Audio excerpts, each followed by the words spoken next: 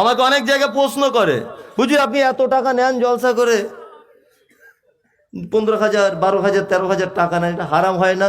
তো মসজিদের ইমামের বেতন কত? 4,500। তোদের নামাজ হচ্ছে কি আগে দেখ, তোদের কারণ নামাজ হচ্ছে কি গ্রামের লোককে আগে জিজ্ঞেস করে আয়। 27 লাখ টাকার মসজিদ করেছে আর ইমাম সাহেবের থাকার ঘর করেছে সিঁড়ির তলায়। এরকম মসজিদ আপনাদের মালদায় নেই, অবশ্য আমাদের দিকে আছে। কি বলছি বুঝতে পারছেন না? ইমাম সাহেবের বেতন কত? লালগোলাতে একটা ইমাম সাহেবকে জিজ্ঞাসা করছি, ভাই ছেলে মেয়ে কটা? বলছে 7টা। কতদিন ইমামতি করছো? তা বলছে 28 বছর। বলছি বাবা, তো ঐতিহাসিক লোক। বেতন কত? বলছে 3800 টাকা। মানে 28 বছরে বেড়ে বেড়ে 3800 হয়েছে। তাহলে ঢুকেছিল ক টাকায়? হ্যাঁ, কি আশ্চর্য ব্যাপার। এই মসজিদের যারা কমিটিতে আছেন আর মাদ্রাসার যারা কমিটি, আমি বলে দিয়ে যাচ্ছি মমতাজুল ইসলামের কথা, আপনার জন্য সরিষার তেল 200 টাকা কেজি, ও 1300 বেতন, ওরও 200 টাকা কেজি। 2, আপনার ছেলে মেয়ের মনে যেমন স্বাদ জাগে, ওরও বেটা বেটির মনে তেমন স্বাদ জাগে। জাগে না? জাগে। আপনার স্ত্রীর যেমন দামি জামা কাপড় পরতে ইচ্ছা হয়, ওর স্ত্রীরও হয়। যারা মসজিদে মার্বেল পাথর লাগাচ্ছে আর ইমামের বেতন 5,000, নামাজ হচ্ছে কিনা একবার নিজের বুকে হাত দিয়ে দেখবেন, নামাজটা হচ্ছে কিনা। আমি তো বলে দিয়েছি সব জায়গাতে, আজকেও কোয়েলে বলে যাচ্ছি, পৃথিবীতে 2টো লোক যদি জান্নাতে না যায় আর কেউ জান্নাতে যেতে পারবে না।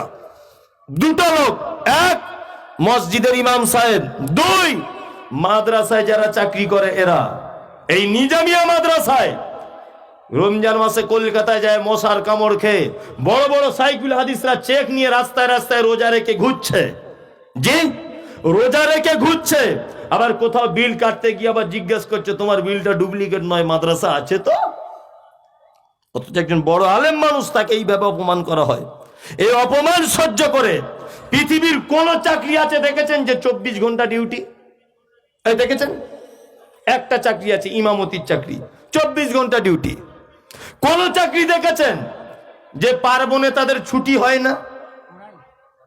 পুজোতে ছুটি হয় না, চাকরিতে হয়। ইমাম সাহেবকে বলছে কুরবানির নামাজ তো হয়ে গেল, অন্তত গ্রামের গরুগুলো জবাই করে দিয়ে তবে যাও। কি বলছে? ও যে ঈদের দিনে বাড়িতে গিয়ে একটু বউ ছেলে নিয়ে নামাজ পড়বে, এটা ওর কপালে নাই, এইটাও নাই। ছি ছি ছি ছি। ওই ইমাম সাহেব জুম্মার নামাজের পরে বলছে, মার্বেল পাথর হয়নি মসজিদে, কে দিবে বলো? তা ফটিক চাচা হাত তুলে বলছে আমি দিব। কত টাকা খরচ? বলছে 5 লাখ। বলছে একাই দিব। ওই লোকটার, ফটিক চাচা 4টে পোতা মাদ্রাসায় পড়াশোনা করছে মক্তবে মসজিদে। ওই লোকটাকে বলুন তো দেখি যে ইমাম সাহেবকে তোমার 3টে পোতা পড়ে মসজিদে, মাসে 200 করে টাকা দিও, 600 টাকা দিবে না।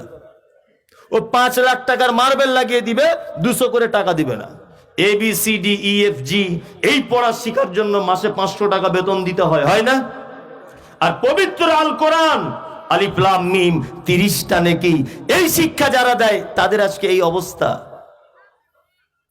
খুব দুঃখ হয়, খুব কষ্ট হয়। এইরকম মানসিকতা কেন? কমিটি যারা আছেন শুনুন, অন্তত কমপক্ষে বর্তমান যা দুর্মূল্য বাজার, 15,000 করে বেতন দেওয়া ছাড়া ইমামতি মাদ্রাসায় চাকরি যদি অন্যায্য হয়ে যাবে, অন্তত 12,000 তো লাগবেই, এটা ফরজ। আর কমিটিরা শুধু কি করছে? বছরের শেষে হিসাব দিচ্ছে। আমরা নতুন কমিটিতে ছিলাম, 4.5 লাখ টাকা বাঁচিয়েছি মসজিদ চালানোর পরেও। কি বাহাদুরি! 4.5 লাখ টাকা বেঁচে আছে, ইমামের বেতন 3,000। নামাজ হবে তো? কি জন্য বাঁচাতে বলেছে তোমায়? কে বলেছে ব্যাংকে টাকা রেখে দিতে এই মসজিদের টাকা? কে বলেছে তোমায় মার্বেল পাথর লাগাতে? মার্বেল পাথর ছাড়া নামাজ হয় না? ও ধুক ধুক করছে যে গাড়ি যে চালাবে ওর তেল নেই। এগুলো অবশ্যই মাথায় নিয়ে চলবেন। আল্লাহ তাআলা বলছেন ওয়ায়ামনাউনাল মাউন, ওরা কিয়ামতকে বিশ্বাস করে না। কারা তারা? ছোটখাটো উপকার প্রতিবেশীকে করা থেকে যারা বিরত থাকে, এরা জাহান্নামে যাবে। আল্লাহ নবী বলেছেন, কোন লোক যেন, কোন মুসলমান যেন আরেকজন মুসলমানের দেওয়ালে কাঠ, কুঞ্চি, কোন জিনিস এরকম ভাবে টেক লাগিয়ে রাখতে যেন নিষেধ না করে। যদি কেউ করে তাহলে ঈমান চলে যাবে, জাহান্নাম যাওয়া লাগবে। আমার স্ত্রীর বাড়িতে কল নেই, আপনার স্ত্রীর বাড়িতে কল আছে। আমার স্ত্রী 2-4 দিন আপনার স্ত্রীর কলে পানি আনতে গেছে, আপনার স্ত্রী বলছে বুবু বেশি আর এসো না, কল খারাপ হয়ে যেতে পারে। তোমার বাড়ির 15-20 জন মেম্বার কলটা ধরে টানছে, তখন কল খারাপ হয় না। আমার স্ত্রী 2 দিন গেছে, তুমি বলছো কল খারাপ হয়ে যাবে। আপনি বদমায়েশ লোক, আপনি বদমায়েশ লোক। কুরবানিতে গরু কিনেছে, গরিব মানুষ, বাঁধার জায়গা নেই, খামার নেই। আপনার খামারে 2-4 দিন গরুটা বেঁধেছে। আপনার স্ত্রী রাতের বেলা বলছে কি ব্যাপার শামীম ভাই আমাদের খামারে গরু বাঁধছে, জায়গাটা মনে হয় দখল করে নিবে। আপনি বইয়ের কথা শুনে ভেড়ার মতো করে এক বোঝা কুঞ্চি নিয়ে বা কাটে নিয়ে বা কাঁটা নিয়ে ওই জায়গাটা ঘিরে দিলেন। এই জাহান্নাম তোমার থাকার জায়গা হবে। শুনে নাও, প্রতিবেশীর ব্যাপারে আল্লাহ তাআলা বলছেন ওয়ায়ামনাউনাল মাউন, যারা সামান্যতম জিনিস প্রতিবেশীকে, আত্মীয় স্বজনকে উপকার করা থেকে বিরত থাকে, এরা ওয়াইল নামক জাহান্নামে যাবে। এ কথা আল্লাহ বলছেন। কি বলছি বুঝতে পেরেছেন? এ কথা কে বলছেন? আল্লাহ বলছেন এ কথা। আল্লাহু আকবার। আরো কোরআনের আয়াত একটা বলছি, খুব মন দিয়ে শুনুন যারাই বসে আছেন।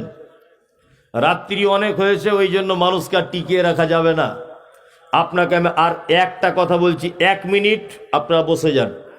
অনেক মানুষই আছেন যাদের ভাগ্য ভালো, তারা মজলিস ভাঙার দোয়া বলে যাবে। যাদের অসুবিধা হচ্ছে আপনারা চলে যেতে পারেন, কারণ এত রাতে আপনাকে আর জোর করে বসানোর মতো মানসিকতা আমার নেই। খুব মন দিয়ে কথাটা শুনুন। আপনাদের এখানকার একটা কোরআনে আয়াত বলবো। আপনাদের এখানকার একটা লোকের 4 বেটা। আচ্ছা বলুন তো, 4 বেটা হলে বুড়ো বাপ মা গুলো কেমন করে খায়? কি পদ্ধতিতে খায়? ছেলেদের কাছে পালা সিস্টেমে খায়, তাই না? এর বাড়ি 15 দিন, ওর বাড়ি 15 দিন, তাই না? 16 দিন হয়ে গেলে বড় বড় চোখ বার করে বউয়ের বউগুলো। এই বুড়া ক্যালেন্ডার দেখে খেতে পারো না? 16 দিন হয়ে গেল বলে কি বলে না? বলে। আল্লাহু আকবার। আপনি চেন্নাই রাজমিস্ত্রি কাজ করেন, আপনি বাড়ি আসবেন ঈদের আগে, তা শপিং মলে ঢুকেছেন। শপিং মলে ঢোকার পরে ছেলে মেয়ে স্ত্রীর জন্য জামা কাপড় কিনলেন। আপনার মায়ের জন্য একটা শাড়ি পছন্দ করেছেন কিনবেন বলে, এই সময়তে আপনার স্ত্রী ফোন করে বলছে আব্দুল্লাহর আব্বু কোথায় আসো? তো বলছে শপিং মলে আছি, মায়ের জন্য একটা শাড়ি কিনবো বলে। তা আপনার স্ত্রী ধমকি দিয়ে বলছে কেন শাড়ি কিনবে মায়ের জন্য? তোমার আর 3টে ভাই নেই? তুমি কি তোমার মায়ের একা বেটা?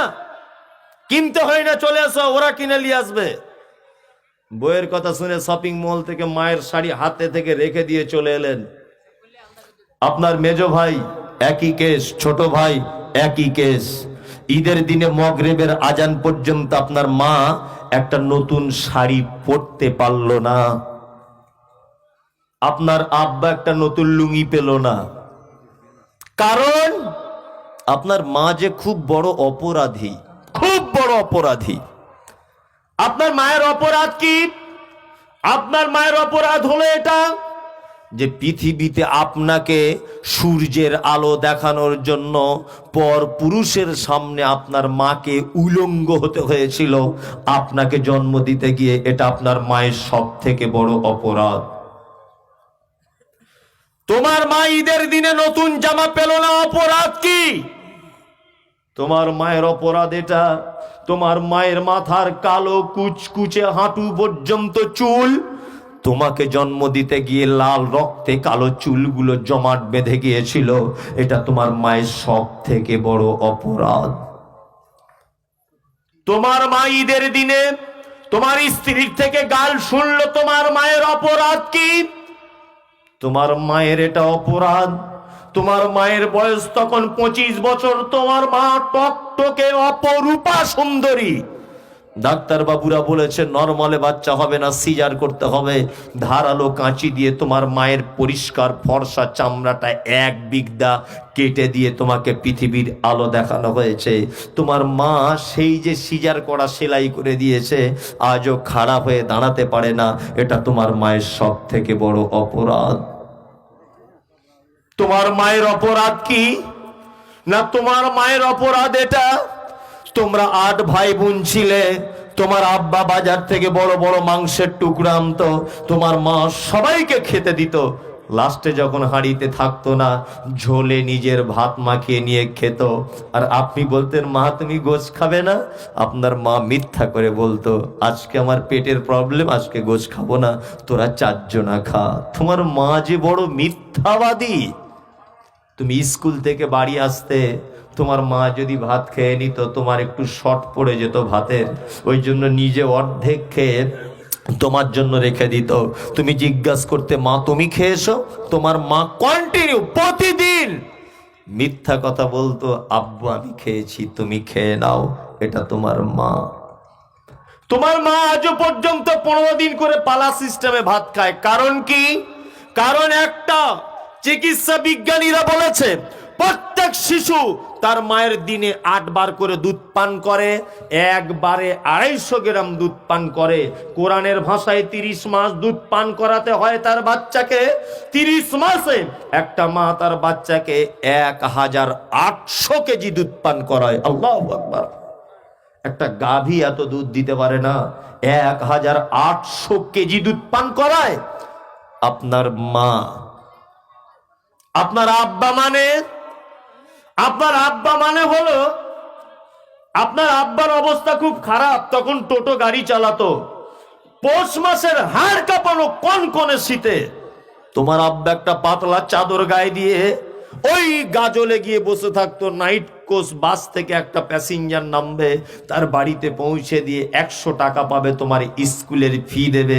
এইটা তোমার আব্বা। তোমার আব্বা মানে কোনোদিন নিজে ভালো জামা কিনে পড়েনি, তোমাকে ভালো স্কুলে পড়ানোর স্বপ্ন পূরণ করার জন্য। তোমার আব্বা মানে তুমি এখান থেকে সাইকেলে করে গাজলে গেছো, 100 বার বলেছো, আব্বা এটা কি গাড়ি? বলছে টাটা সুমো। আব্বা এটা কি গাড়ি? এটা মারুতি। আব্বা এটা কি পাখি? এটা শালিক পাখি। আব্বা এটা কিসের গাছ? এটা আমের গাছ। আব্বা এটা কি গাড়ি গো? এটা টাটা সুমো গাড়ি। 1000 প্রশ্ন করেছেন, বিরক্ত হয়নি। এর নাম বাপ, এর নাম বাপ। আপনি এত নিষ্ঠুর কেন? বিশ্ব নবীকে জিজ্ঞাসা করা হচ্ছে, ইয়াসআলুনাকা মাযা ইউনফিকুন। আল্লাহর নবী, আমরা দান কোথায় করব, কাকে দান করব? আল্লাহর নবী তারপরে আল্লাহ আবার বলে দিচ্ছেন, কুল, আপনি বলুন, মা আনফাকতুম মিন খাইরিন ফালিল ওয়ালিদাইন ওয়াল আকরাবিন ওয়াল ইয়াতামা ওয়াল মাসাকিন ওয়া বানিস সাবিল। আল্লাহর নবীকে জিজ্ঞাসা করা হচ্ছে দান কাকে করব, উত্তম দান কি? আল্লাহর নবী তারপরে বলে দিচ্ছেন, কুল মা আনফাকতুম মিন খাইরিন ফালিল ওয়ালিদাইন। পৃথিবীতে যত দান আছে এইটাই হলো উত্তম দান। তুমি তোমার মা এবং বাপের জন্য যেটা খরচা করো, এর থেকে উত্তম দান আর কোনো দান নেই। এটাই উত্তম দান। পৃথিবীর সবথেকে উত্তম সম্পর্কের নাম কি বলুন? আব্বার মা, তাই না? সন্তান, আব্বা, মা। আপনি নিষ্ঠুর, আপনি অবিবেচক। কুইন্টাল কুইন্টাল মাটি মায়ের বুকের উপরে চাপিয়ে দিয়ে চলে এসেছেন, 3 দিন 4 দিন কেঁদেছেন, ভুলে গেছেন। মনে পড়ে? পড়ে না। একটা লোক বলুন তো যে আমার আব্বা মায়ের জন্য 5000 টাকা দিব আমি কোয়েল মাদ্রাসাতে। কেউ বলতে পারবেন? একটা লোক বলতে পারবেন? বলতে পারবেন একটা লোক? মাশাআল্লাহ। কারি সাহেব দিবেন, মাদ্রাসার কারি সাহেব। উনি ওনার আব্বা মা এবং ওনার স্ত্রী মারা গেছে, এর জন্য উনি 5000 টাকা দিবেন। আমি আর 5 মিনিট হয়তো থাকবো, আপনি উঠে কেন যাচ্ছেন? 5-7 মিনিট থাকবো, আর বসেই যান 5 মিনিট। এতক্ষণ যখন বসলেন, যার শেষ ভালো তার সব ভালো, বসেই যান। টাকা নাই বা দিতে হয়? কারি সাহেব মাদ্রাসার, উনি ওনার স্ত্রীর জন্য দিচ্ছেন 5000 টাকা। আর কেউ আছেন এখানে? আছেন? 2টে বক্তা দান করেছে অলরেডি, দান তুলেছে। 5000 টাকা সাহেব দিলেন স্ত্রীর নামে। মাশাআল্লাহ। 5000 টাকা সেক্রেটারি সাহেব দিলেন। ওনার স্ত্রী আর ওনার আব্বা মায়ের জন্য কেসিআর টেসিআর সব দোয়া হয়ে গেছে নাকি? আরো যারা আছে মাদ্রাসা সব দোয়া হয়ে গেছে? জি। আর আপনারা যারা আছেন 5,000 টাকা না পারেন 1,000 টাকা অন্তত বলুন যে আমার আব্বা মায়ের জন্য দিবে এই টাকাটা। বেনামি 2,000 বলুন, একটা লোক অন্তত বলুন। আরো একজন 1,000 বেনামি। এই আপনি বলুন, আজ নয় কাল দিবেন টাকাটা। আছেন কেউ? মায়ের জন্য বেনামি 1,000 মাশাআল্লাহ, মায়ের জন্য বেনামি তা আবার 1,000 টাকা বাবা মায়ের জন্য। আর এই চাদর ঘোরাওয়ালা আর 2 মিনিট লেট করো।